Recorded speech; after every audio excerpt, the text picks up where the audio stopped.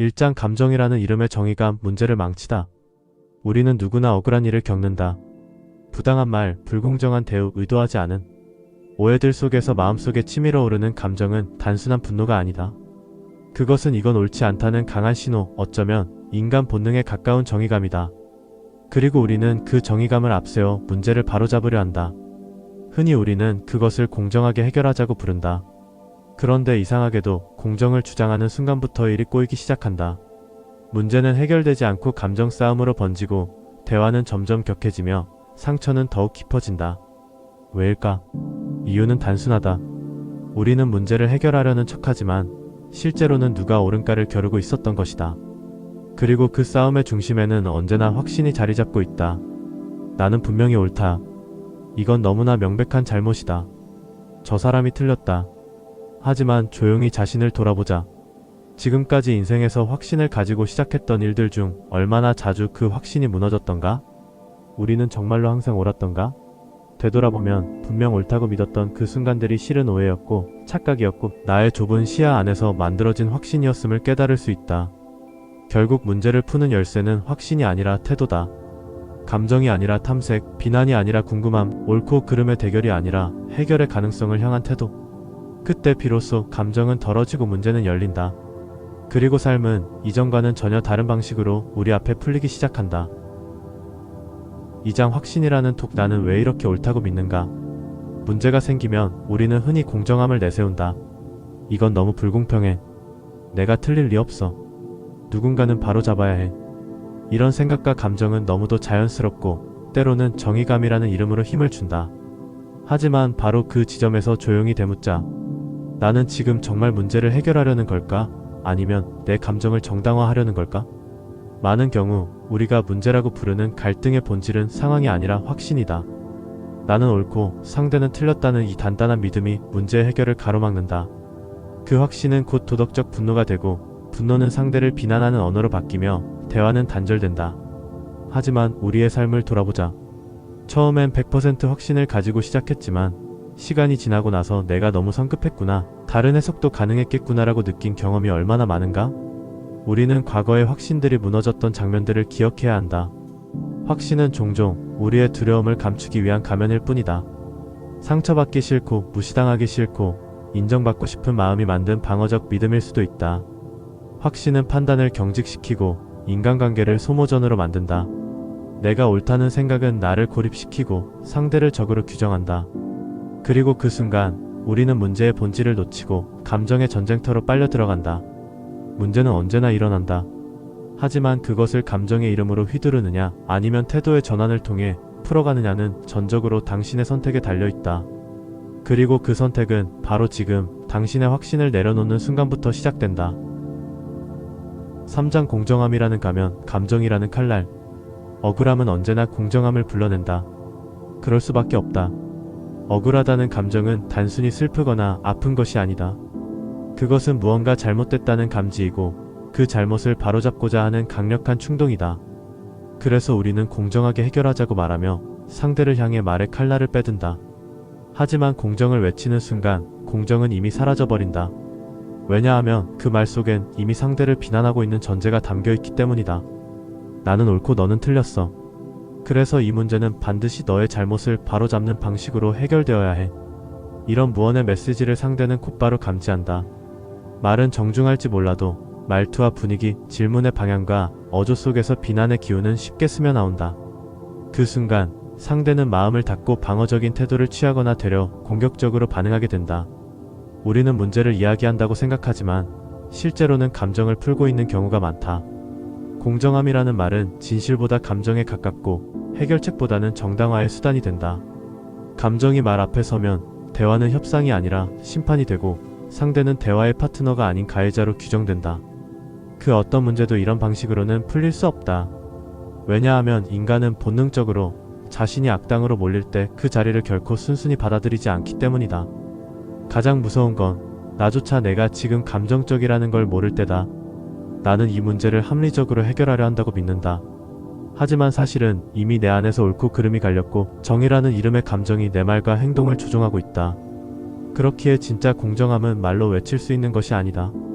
진짜 공정은 상대를 비난하지 않고도 문제의 본질에 다가갈 수 있는 태도에서 비롯된다. 그 태도는 단호함이 아니라 궁금함에서 출발한다. 왜 이런 일이 생겼을까? 그 사람은 왜 그렇게 반응했을까? 혹시 내가 보지 못한 부분이 있을까? 궁금함은 비난을 멈추게 하고 정답을 내리기보다 질문을 던지게 만든다. 그 질문 안에서 상대는 스스로를 방어하지 않아도 되고 대화의 문을 조금씩 열 수 있게 된다. 결국 공정함은 주장하는 것이 아니라 느끼게 하는 것이다. 내가 진심으로 궁금한 마음으로 해결하고자 하는 마음으로 다가설 때 상대는 나의 말보다 태도를 먼저 믿게 된다. 그 믿음 안에서야 비로소 진짜 대화는 시작된다. 사장 확률로 접근하라. 확신 대신 탐구의 태도로. 문제 앞에 섰을 때 우리는 대부분 이미 결론을 내린 상태다. 분명히 저 사람이 잘못한 거야. 이건 말도 안 되는 일이야. 마음속에선 이미 판단이 내려졌고 그 판단에 따라 감정은 들끓는다. 하지만 그 확신은 과연 어디서 온 것일까? 우리가 가진 정보는 늘 불완전하고 기억은 왜곡되며 감정은 과거의 상처를 지금에 투영한다. 그럼에도 불구하고 우리는 너무 쉽게 확신하고 너무 쉽게 단정한다. 그런데 양자역학은 전혀 다른 진실을 들려준다. 이 세계는 고정된 인과가 아니라 가능성으로 충만한 확률의 장이라는 것이다. 입자 하나조차 특정한 상태로 존재하지 않고 단지 다양한 가능성의 파동으로 존재하며 그 파동은 관찰될 때에야 비로소 하나의 현실로 수축된다. 이는 단지 물리학의 영역이 아니라 우리 삶의 갈등과 감정에도 깊은 통찰을 던져준다. 우리의 사회, 인간관계, 감정이 모든 것도 마치 견고한 구조처럼 보이지만 사실은 의식이 만들어낸 가능성의 세계다. 감정은 고정된 실체가 아니라 순간순간 변화하는 미세한 진동이고 인간관계의 모든 문제 역시 하나로 수렴된 해답이 아니라 수많은 잠재적 결말들 중 하나일 뿐이다. 그렇기에 확신을 가지고 문제에 접근하는 것은 모든 가능성을 닫고 단 하나의 결론만을 고집하는 태도다. 이것은 결국 누군가가 틀려야만 하고 누군가는 져야만 하는 세계다. 그러나 확률적이고 개방적인 태도는 다르다. 그럴 수도 있지만 아닐 수도 있다. 내가 보지 못한 어떤 가능성이 존재할 수 있다. 이렇게 접근할 때 나의 시선은 더 유연해지고 말과 표정, 질문 하나에도 부드러움이 깃든다. 양자역학이 말하듯 관찰자는 대상에 영향을 미친다. 내가 어떤 태도로 문제를 바라보느냐에 따라 그 문제의 전개 또한 전혀 다른 궤도를 따라 움직이기 시작한다. 개방성은 상대방을 무장해제시키고 감정의 방어벽을 낮추며 양자적 감정의 세계에서 새로운 가능성의 문을 연다. 확신은 언제나 전쟁이다. 하나의 답, 하나의 승자, 하나의 진실만을 요구한다. 그러나 확률은 상생이다. 당신도 맞을 수 있고 나도 틀릴 수 있으며 우리 모두가 함께 더 나은 방향을 찾을 수 있다는 가능성의 공간. 문제는 확신으로 풀리지 않는다.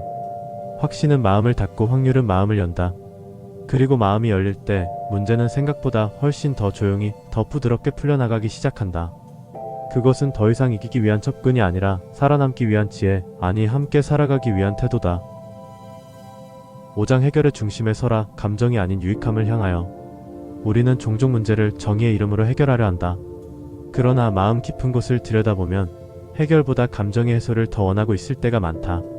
상대가 사과하길 바라거나 자신이 옳았다는 것을 증명하고 싶거나 혹은 최소한 억울하지 않았다는 확신만이라도 받고 싶은 마음. 문제의 본질은 어느새 사라지고 감정의 충족이 목적이 되어버린다. 그러나 그런 접근은 항상 상처를 남긴다. 상대가 내게 굴복하거나 내가 이겼다고 느낄 때조차 마음 한편이 공허하거나 씁쓸하다. 왜냐하면 결국 아무것도 진짜 해결된 것이 없기 때문이다. 감정은 흔적을 남기고 관계는 금이 가고 다음 문제는 더 어려워진다. 문제는 해결을 중심에 두고 접근해야 한다. 무엇이 나에게 실제로 유익한가? 이 대화를 통해 어떤 방향으로 나아가는 것이 가장 좋은가? 이 질문을 잊지 않는 것이 중요하다. 단순히 내가 옳다는 확인이 아닌 지금 이 상황에서 가장 지혜로운 길이 무엇인지를 보는 눈. 이 지혜의 길을 걷는 태도는 동양의 오래된 철학, 노자의 가르침과도 깊이 맞닿아 있다. 노자는 상선약수라 했다. 최고의 선은 물과 같다고. 물은 만물을 이롭게 하면서도 다투지 않고 가장 낮은 곳으로 흘러든다. 그러나 이 부드러움은 결코 약하지 않다. 부드러움이 강한 것을 이긴다고 노자는 말했고 그 물은 실로 무시무시한 힘을 감추고 있다. 칼 융의 눈으로 본다면 물은 단지 자연적 요소가 아니라 인류의 전체 기억이 담긴 집단 무의식이다. 모든 상처, 모든 지혜, 모든 가능성이 그 안에 녹아있다. 당신 안에도 그 물이 흐르고 있다. 받아들이고 포용하고 가라앉는 힘 속에서. 새로운 통찰과 방향을 길어올릴 수 있는 지혜의 원천이 있다.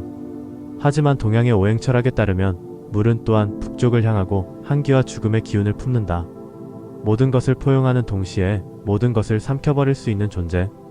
이 말은 곧 당신이 내면의 물을 제대로 다룰 수 있다면 당신은 더 이상 수용적인 태도로 세상에 휘둘리는 존재가 아니라 지극히 부드럽고도 무섭도록 강한 존재가 될 수 있다는 뜻이다.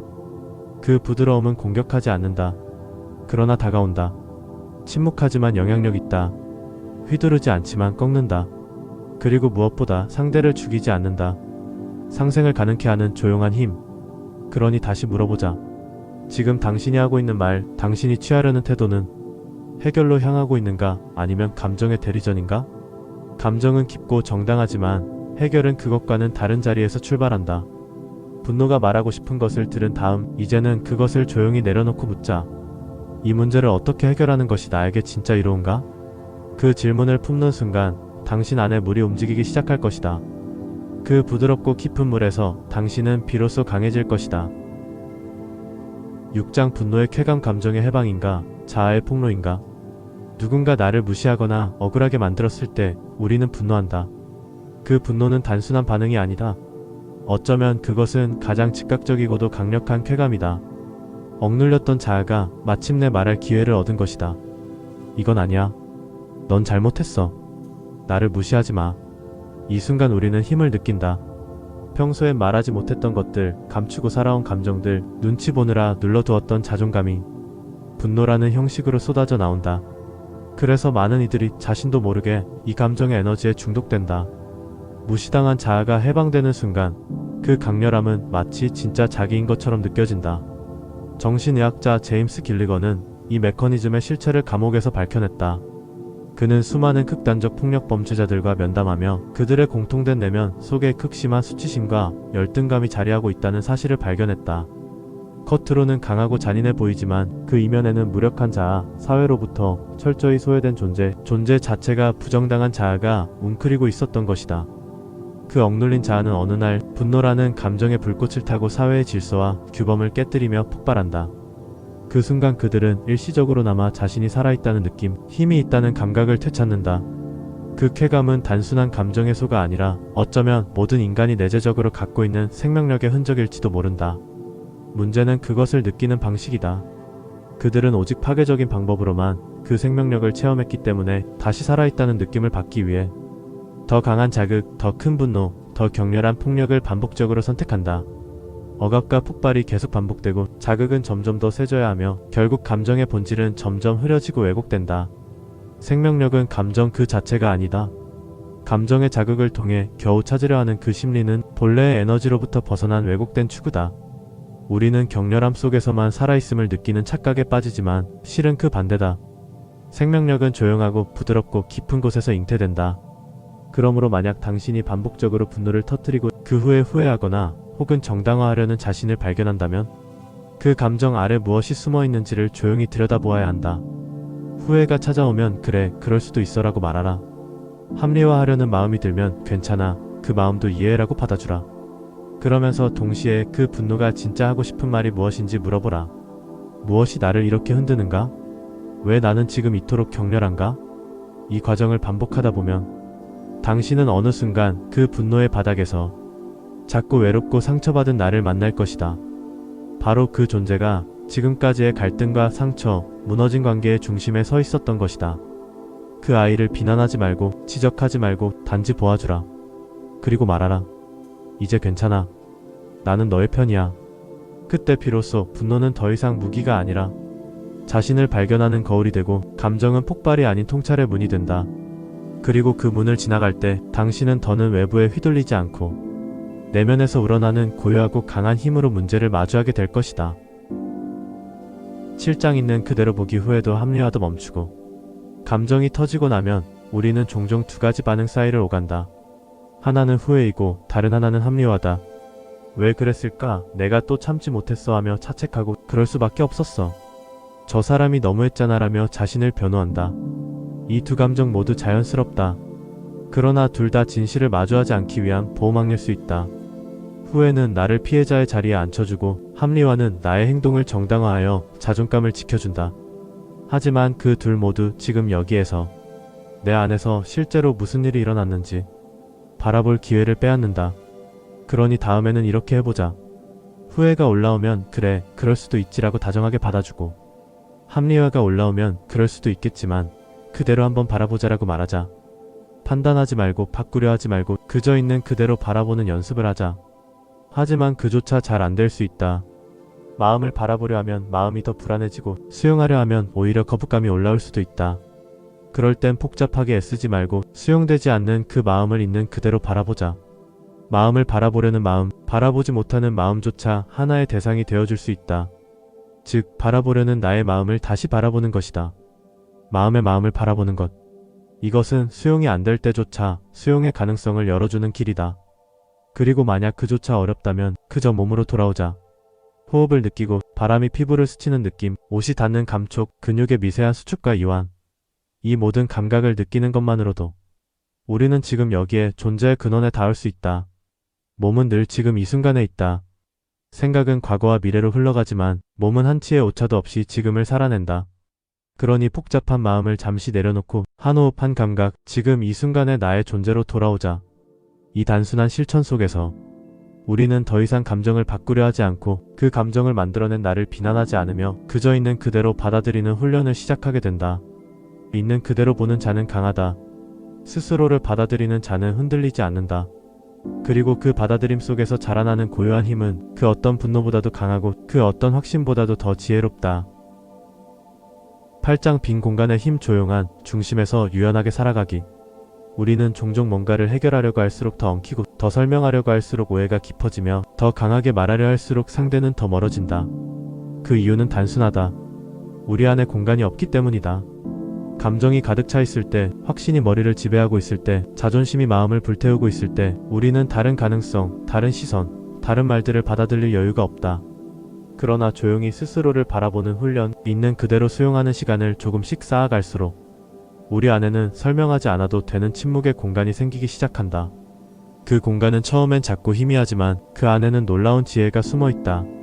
감정을 흘려보내고 상황을 관찰할 수 있는 여유와 상대를 공격하지 않아도 될 자신감, 그리고 문제를 해결해야 할 필요가 아닌 풀릴 수 있도록 허용하는 힘이 자란다. 이 공간 안에서 문제를 마주할 때 나는 나 없이 문제를 바라볼 수 있게 된다. 자아가 개입되지 않은 나 없는 나. 그 비어있음의 지혜가 너도 살고 나도 사는, 누구도 이기지 않고 누구도 지지 않는 해결을 만들어낸다. 이 비어있음이 커질수록 내 안의 에고는 자연스레 줄어든다. 그러면 어느 순간 내 행동이 나만을 위한 것이 아니라 타인을 이롭게 하고 있다는 사실을 발견하게 된다. 하지만 그것은 결코 이타적인 이상이나 도덕의 결과가 아니다. 그저 너를 이롭게 하는 것이 나에게도 이익이기 때문이다. 확장된 공간은 작아진 에고에게 더 유리한 방식이 된다. 에고는 작아졌지만 자유는 커진다. 누군가는 걱정할지 모른다. 내가 이렇게 비워지면 누군가가 나를 이용하는 건 아닐까? 그러나 두려워하지 마라. 진정으로 비워진 마음은 정화의 장이 된다. 당신이 그렇게 비워질수록 당신과 관계 맺는 사람들 역시 그 정화에 감염된다. 당신이 품은 침묵과 고요, 확장된 시야는 말보다 강한 영향을 미친다. 그리고 무엇보다 신기한 변화가 하나 더 있다. 에고가 작아진 만큼 타인에 대한 의식도 작아진다. 더 이상 타인의 평가에 매이지 않고 관계 속에서 불필요한 불안이나 긴장을 느끼지 않는다. 그 결과 우리는 더 많은 자유를 누리게 된다. 예전에는 타인이 감옥이었다. 사르트르가 말했던 것처럼 타인은 지옥이었을지 모른다. 그러나 이제 타인은 나를 거울처럼 비춰주는 투명한 존재가 된다. 그렇게 작고 작아지면 결국 남는 것은 하나의 점. 나와 너의 경계도 희미해지고 너는 나로 나는 너로 하나의 무의 중심점이 된다. 동양에서 말하는 무극이 바로 그것이다. 모든 것이 닿지 않은 근원의 텅 빈 자리. 거기서부터 다시 나와 너의 만남, 움직임, 대화, 변화가 태극처럼 펼쳐지고 그 에너지가 다시 삶을 창조한다. 그러나 이 창조는 다시 무극으로 돌아간다. 움직임은 다시 고요로, 말은 다시 침묵으로, 형상은 다시 비어있는 자리로 기원한다. 그것이 진짜 자유다. 더 이상 고집하지 않고 흐르는 대로 흐를 수 있는 존재. 더 이상 증명하지 않고 그저 살아있음 자체로 충분한 존재. 그리고 그 존재는 당신 안에서 지금 이 순간 조용히 숨쉬고 있다. 9장 무의의 창조. 조작하지 않고도 피어나는 삶. 삶을 통제하려는 마음은 인간의 본능이다. 계획하고 예측하고 결과를 만들어내려는 노력 속에서 우리는 안정을 구한다. 그러나 그 통제는 늘 긴장을 수반한다. 내 뜻대로 되지 않을 때 당황하고 실망하고 더 조작하려 든다. 하지만 내면이 비워지고 감정의 흐름이 정화되며 나 없는 나, 비어있는 공간이 생겨날 때 삶은 전혀 다른 방식으로 움직이기 시작한다. 그 공간 안에서 우리는 조작하지 않아도 피어나는 삶을 만나게 된다. 노자는 말했다.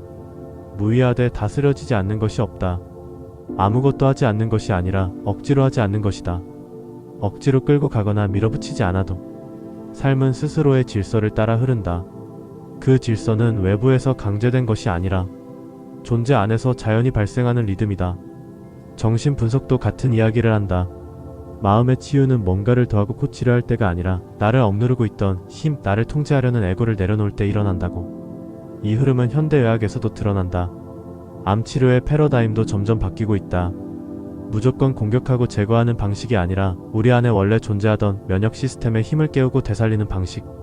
즉 억지로 바꾸기보다 존재가 본래 가진 자연스러운 힘을 일깨우는 방향으로 나아가고 있다. 노자의 무의란 바로 그런 것이다. 비워냄을 통해, 억지로 하지 않음을 통해 존재가 스스로의 길을 따라 움직이도록 허용하는 지혜. 당신이 더 이상 세상을 바꾸려 하지 않을 때 세상은 오히려 당신을 통해 바뀌기 시작한다. 당신이 억지로 말을 줄이려 하지 않을 때 침묵은 더 깊고 아름답게 울려 퍼진다. 당신이 자신의 감정을 고치려 들지 않을 때 감정은 스스로 순환하고 맑아지고 사라진다. 그때부터 창조는 기술이 아니라 존재의 깊이에서 우러나는 자연스러운 생명력이 된다. 말은 시가 되고 침묵은 메시지가 되며 행동은 무심히 남을 감동시키고 존재 자체가 하나의 치유의 파장이 된다.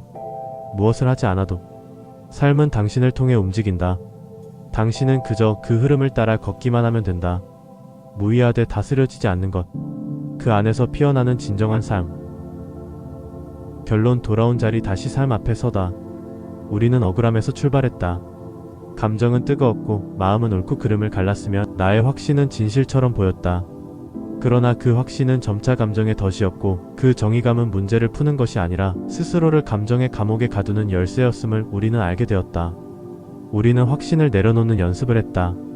그럴 수도 있지만 아닐 수도 있다는 열린 마음으로 문제를 확률적으로 바라보는 법을 익혔다.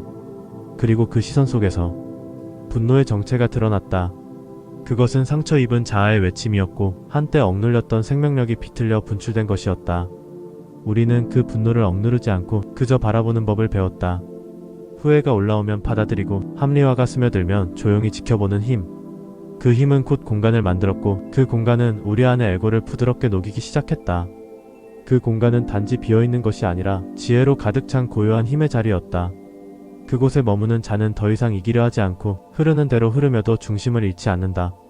그 공간은 나만을 위한 것이 아니었다. 그 자리에 닿으면 너와 나는 구분되지 않는다. 사르트르가 말한 타인은 지옥이다라는 말은 이제 더 이상 유효하지 않다.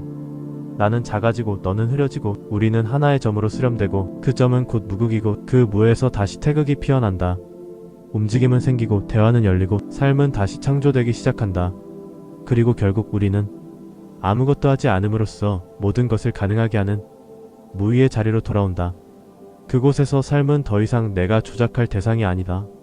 삶은 나를 통과해 흘러가는 하나의 숨결이고 나는 그저 그것을 허락하는 자리에 선다. 지금 당신은 여기까지 왔다. 억울함으로 시작된 여정이 비움과 자각, 유연함과 창조를 지나 이제는 말없이 머무를 수 있는 조용한 중심에 이르렀다. 이제 다시 삶 앞에 서보자. 무엇을 해야 할지 몰라도 괜찮다. 정답이 없어도 괜찮다. 비워졌기에 모든 가능성이 열려있다. 감정이 지나간 자리에 지혜가 남고 확신이 꺼진 곳에서 사랑이 피어난다. 살아있으라. 그러면 삶은 저절로 당신을 통해 피어날 것이다. 이제는 더 이상 애쓰지 말자. 당신은 이미 살아있음 그 자체로 충분한 하나의 창조물이다.